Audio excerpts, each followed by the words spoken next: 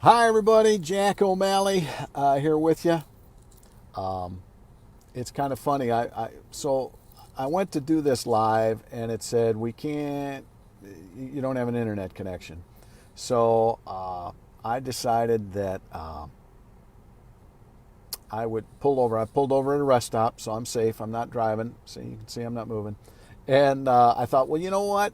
This is modern technology. I'll just delete the stupid app and reload it. And I did, and look at here, it works. So there was some glitch somewhere. I, I could say some things, but I won't. All right. So it's probably a good thing that I delayed a little bit because today is one of those days that just ticked me off. And so as I've driven here, I've had a chance. Maybe it was the good Lord saying, Jack, you better not say it that way, brother. So I got to thinking, if you think that it's worth it, when I'm done with this, share this video privately with someone that you know is, level headed, but who thinks that we've done everything just fantastic in the state of Michigan, and they're afraid of the virus, which I understand, but thinks that we've done everything right and the governor hasn't done anything wrong. If you think that I make a pretty good case here, privately share this video with them when I'm done. All right? And if you're one of those people who's watching right now who thinks that the governor has done everything right, hear me out. Let me start by saying, I've said it before, but we'll start over. Let's start by saying that back when all of this happened in March, we were just about everybody was like, yeah, we don't know what's going on. Let's find out. China was a mess. Italy was a mess. We don't know what's coming. Is this thing a flesh-eating virus? We didn't know. So everybody did what was prudent and they locked down. But since that time in March, it's come a long way. We've learned so much about the virus. We could still learn more, and so on and so forth. So here are some things. These are updates in general I'd like you to know about, and then I'll kind of tie all of this, what I was just talking about, back in. But these are a couple things I think that are important for you to know. The Unemployment Insurance Agency, which is a mess, we've talked about forever. The Unemployment Insurance Agency had an employee and another Detroit woman have been charged with federal criminal complaint in basically a fraud scheme that took $1.8 million out of the state coffers here by way of unemployment, and caused a big part of that fraud scheme that slowed an already beat up system down. I won't mention their names because everybody's innocent until proven guilty. The examiner for the state, this gentleman was a lead examiner for the state, is accused of using his inside access to release payments on hundreds of fraudulent claims, brought in a co-defendant who fraudulently dispersed more than over $1 million of federal and state funds intended for unemployment assistance. These two allegedly filed at least 25 fraudulent claims. They used variations of their own names and bogus social security numbers. So innocent until proven guilty, but if they are guilty, I hope they throw away the key. All right, let's get into the thought of, let's really reassess where we're at. Now, I had the COVID Oversight Committee today, and I heard more testimony that I'm going to get into in a minute. But again, everybody was lockstep early on in this thing. But again, Michigan continues to make some decisions, and we're going to talk about those decisions in a minute, that leave people scratching their head. We've asked for science and data. We're told all the time that that's what we balance, we decide everything on, but nobody ever really sees it. Well, the state, for the first time, has released comprehensive data about the location of new and ongoing COVID-19 outbreaks across the state.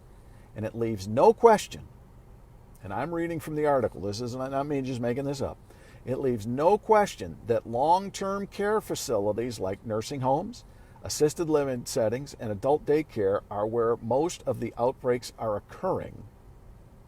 Now, to be fair, I know there are a lot of these places that have not had one single case, and that's good, you know? So that's important to realize, but it's still a problem, right?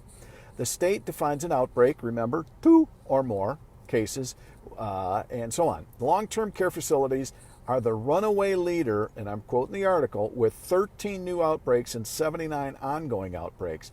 This is of particular concern because those 70 and older are by far the most at risk from dying from coronavirus. Now, this is an interesting statistic here. Well, it's not a statistic, it's a fact. Of the state's 6,417 deaths from COVID, 4,456 of them were 70 plus. Now, not all of them were in, don't hear it, not all of them were in nursing homes, but that age group, which is predominantly in nursing homes, is the affected age group here. 4,500 out of 6,500 were 70 plus. Social gatherings are next on that list. But, as I understand it, 5 states were putting COVID patients in nursing homes. 4 other states have found alternative sites and moved on from that.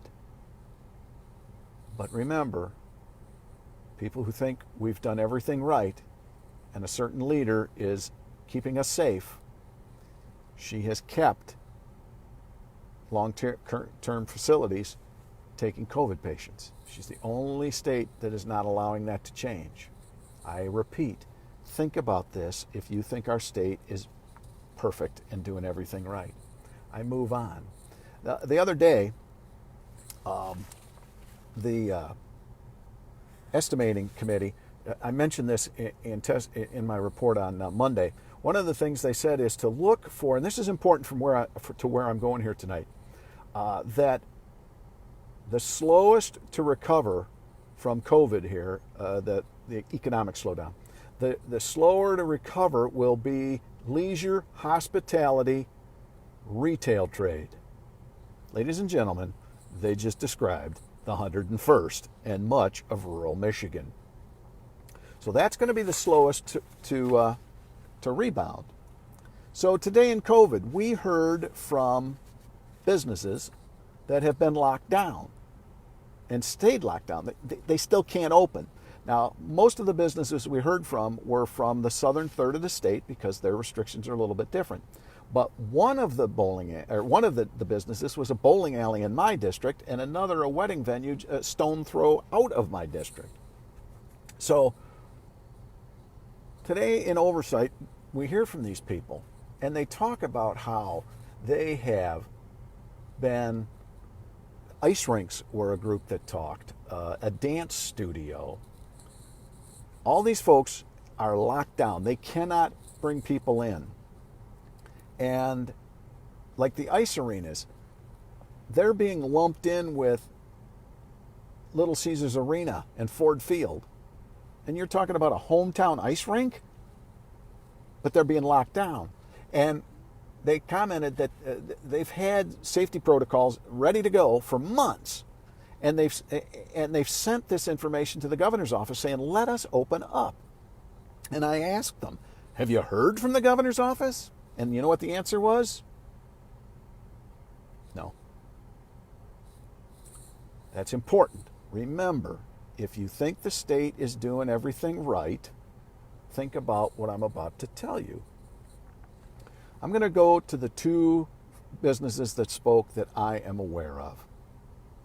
Don Slimmons owns Spartan Lanes in Scottville. Don has been in the business 37 years. And he said today that he is about a month away from being out of business after 37 years. Another gentleman who's a stone's throw from my district owns Blue Bridge Wedding Event Center. It's just been his family's dream. They've invested all their money. They did get to reopen with restrictions, only to be locked back down when the governor decided that Region 6 and 8 needed to go back to indoor facilities, no more than 10 people. Point being is, Chris said today he has lost about $800,000. And I asked him, I said, are you going to make it to next year? And he said, well, we're looking at borrowing or rating our retirement plan. This is their life savings, ladies and gentlemen. These are small business owners who employ and hire. Don Slimon said it great. He said, you know, if my business was going out of business because I was a lousy businessman, that would be one thing. But my state government has forced me to close and is forcing me to go out of business. Ladies and gentlemen, in the United States of America, that is based on entrepreneurship and standing on your own 2 feet and making something of yourself, to have the government keep you shut down and not tell you why and not explain the science and data? Now you might say, Jack, but these are businesses. We're saving lives. Okay. Well, your economy is livelihoods. It's mental health. It's physical health. The gyms that can't be opened are trying to keep people healthy. We talked about that the other day as well. These are people who, their livelihoods, their family dreams, the people that they've employed and now can't. Those people's lives are being affected. Let's go back to the nursing homes. These families that are isolated, can't see their families. And why? And over 4,500 of our 6,500 deaths are 70 plus? But I get to even more. The governor herself said yesterday, when asked about these businesses that aren't being allowed to reopen, when all the protocols are in place, when 49 other states are letting these same businesses open, but Michigan can't or won't let them do it. Our governor said she's looking in earnest on when and what still shuttered businesses will be allowed to open. She also somewhere, I guess, and I didn't see this quote, but several people have said, she said she won't be bullied into reopening these businesses. Madam Governor, you're bullying small business to stay closed. You've bullied small businesses to enforce your mask orders and other orders. And you've bullied our small business into being your enforcers. So don't use the bully line. You've bullied enough. She's gone on to say she'll see if there's sufficient protocols. These ice rinks have been waiting over 2 months with the protocols they sent you. You know, and we're not talking, when we talk about these small businesses, ladies and gentlemen, we're not talking about GM or Rock Financial or we're talking about Spartan Lanes in Scottville or Blue Bridge Wedding Center outside Traverse City. That's who we're talking about. We're talking about a dance studio that they're about to go under because their government has told them they can't reopen. And we've got a governor who says she'll look at, in earnest. They've been closed for months, Madam Governor. They're about to go under. This is not a balanced response. This is a heavy-handed response for whatever reason. I won't go into trying to figure out the reasons. I've got my thoughts, but I won't go into them here. But our governor, she says she'll be looking in earnest. Madam Governor, do you listen to your departments? Do you really listen to the experts? Do you have to make every decision on what opens and closes? It really bothers the heck out of me when I see these people emotional about their businesses going under.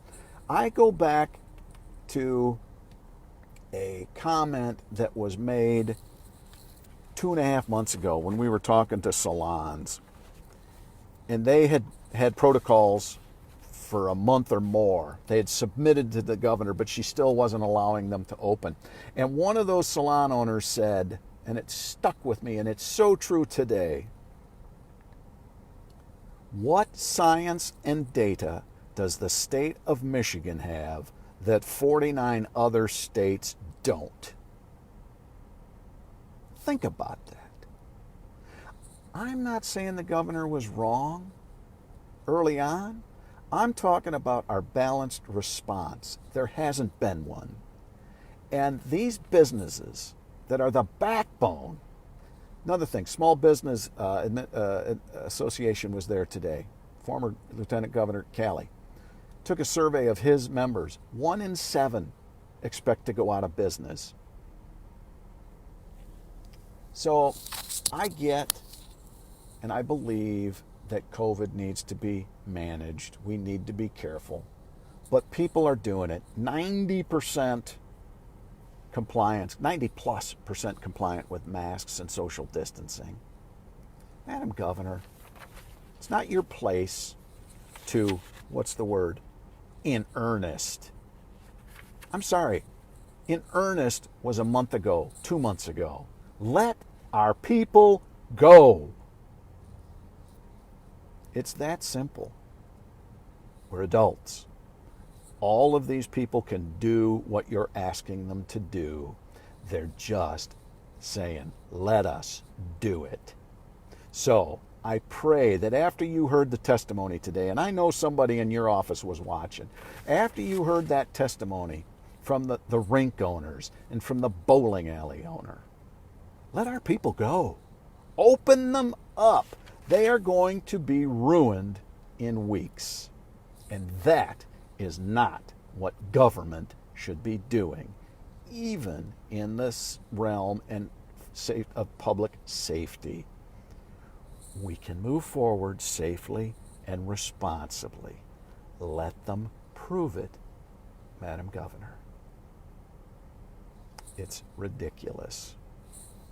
I pray that the Supreme Court overturns that 1945 law, because no one person in the United States of America should have unilateral power. But if, for some reason, the Supreme Court does not find in our favor, please sign the unlock petition. Have a great evening, everybody. Keep praying for this state. And I'll just leave it at that. Hopefully a little better news on Friday. Maybe the governor tomorrow will come out, or Friday will come out and say, yep, we're going to open things up. We'll see what happens. Anyway, it's probably a good thing that this got delayed, because I was a lot hotter than I was 2 hours ago. I was a lot hotter than I am right now. Anyway, I've sat in this parking lot at the rest stop long enough. Have a good evening. Hang in there, Michigan. I don't plan on losing this one. Good night.